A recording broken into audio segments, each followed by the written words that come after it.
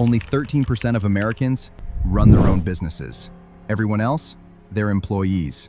Most people dream about escaping the 9 to 5, being your own boss, working on your terms, making more money than your boss ever will. Social media, it sells it like a fairy tale. Lamborghinis, private jets, laptops on the beach. In this video, I'm going to break down the real differences between the two, and I'll tell you which path might actually be better for you, employee or entrepreneur. So stay till the end. I have a lot of info to share. Here's the thing, the difference isn't as simple as one is rich, the other is poor. Both paths have advantages, disadvantages, sacrifices, and rewards. A study from Switzerland found this: employees are usually specialists, deep knowledge in one area. Entrepreneurs, they're like jack of all trades, juggling marketing, sales, finance, hiring, problem after problem. Think of it like this: an employee is the surgeon, world-class at one skill. The entrepreneur is the ER doctor, solving whatever crisis comes through the door. Let's start with something simple. What's the difference between an employee and an entrepreneur? An employee is someone who works for a company, in exchange for a salary. They trade their time and skills for a predictable paycheck, benefits, and stability. For example, a marketing manager in a tech company, a nurse in a hospital, a call center agent answering calls all day, a cashier ringing up customers, or an engineer in a big firm.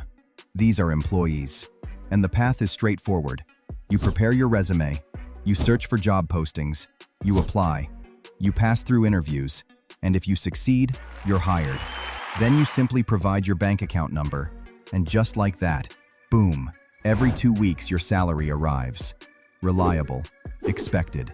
In fact, in August 2025, there were 163 million employed persons in the United States. That number gives you a clear idea of the sheer scale of the workforce. Millions of people showing up to their 9 to 5 jobs.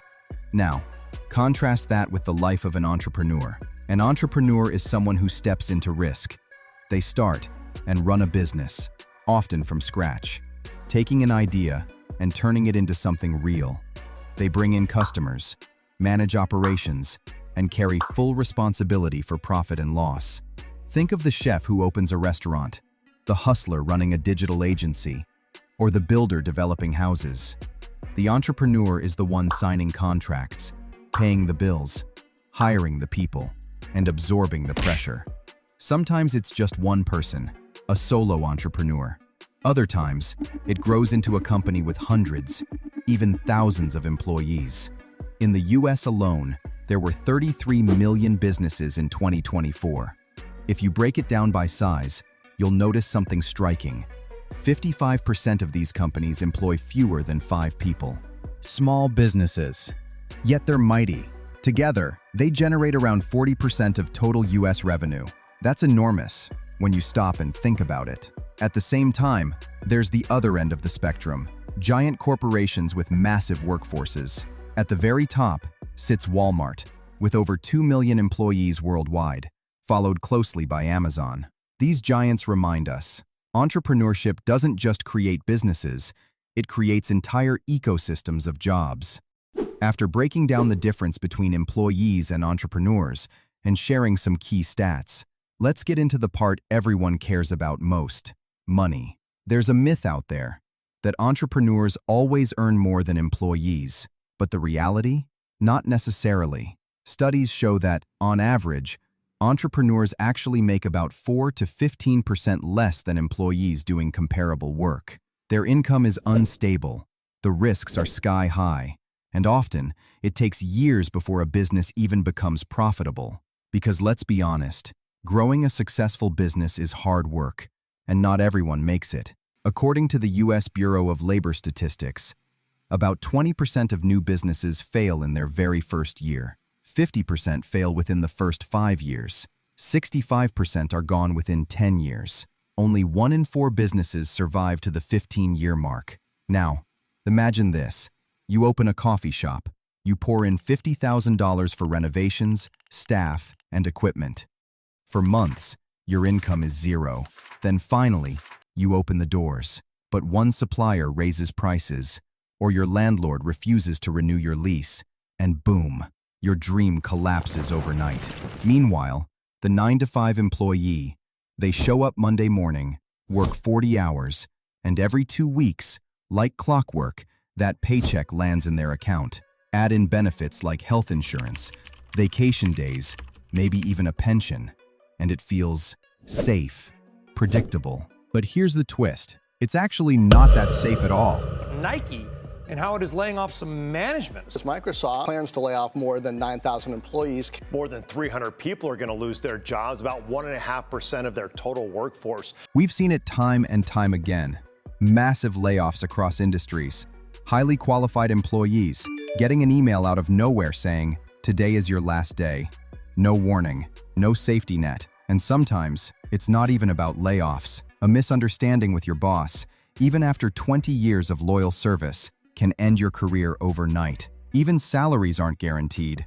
Companies struggling financially may delay payments, or worse, go bankrupt. And when that happens, employees can wait months, even years to see the money they're owed. So here's the truth. Whether you're an employee or an entrepreneur, there are no warranty.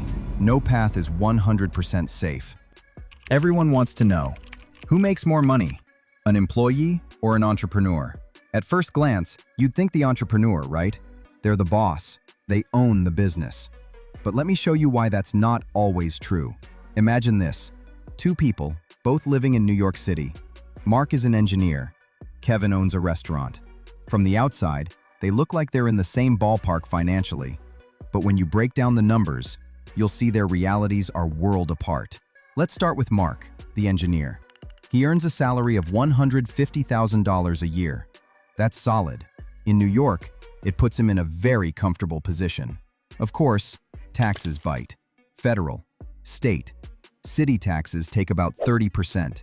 By the time the dust settles, he's taking home around $105,000 net. And here's the beauty. This money is basically clean. He doesn't have to hire staff, pay rent for an office, or stress about overhead. He shows up, does his job, and collects his paycheck. Simple. Now, let's look at Kevin, the restaurant owner. On paper, it looks exciting. His restaurant brings in $17,000 a month, just over $200,000 a year. Sounds like he's making more than the engineer, right? Not so fast, because revenue is not income. It's the top line, and it has to cover everything. Start with food and beverages. That's about 30% gone immediately. Then labor. Now, Kevin is also a chef with years of experience, so he works in the kitchen himself. To save money, he hires part-timers instead of full-time staff. And sometimes his wife and kids step in to help with service or cleanup. That definitely cuts costs. But labor still eats a big check. Then there's rent in New York. Easily 15% of revenue or more. Add utilities, insurance, licenses, marketing, and you start to see the problem. By the end of the year, that $200,000 in revenue has shrunk to maybe $20,000 in actual profit. And here's the kicker. That $20,000 is what the IRS taxes. After deductions and write-offs, he might clear around $17,000 net. Now think about this. The average restaurant profit margin in the US is 3% to 5%.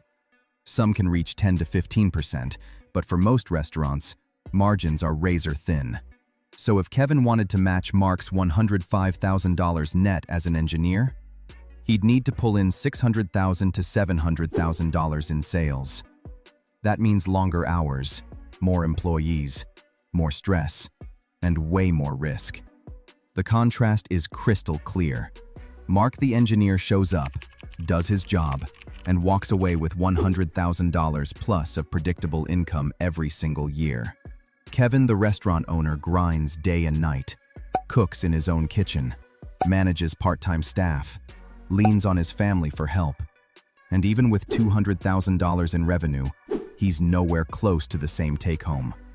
The lesson: a high salary and high revenue might look the same when you read the numbers on a screen.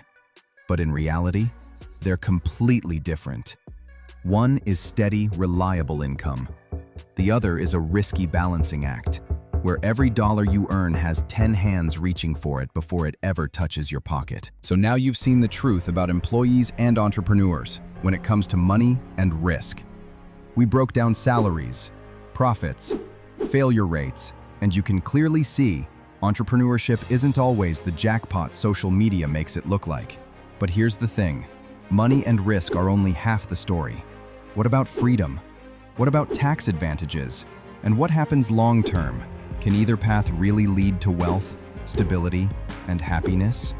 That's exactly what we're going to dig into in the next video, where I'll break down the hidden tax strategies entrepreneurs use, the real difference in freedom between a 9-to-5 and running your own business, and the long-term game that decides who actually wins. So if you thought money was the biggest difference, wait until you see what's coming next. Click over to part 2. You won't want to miss it.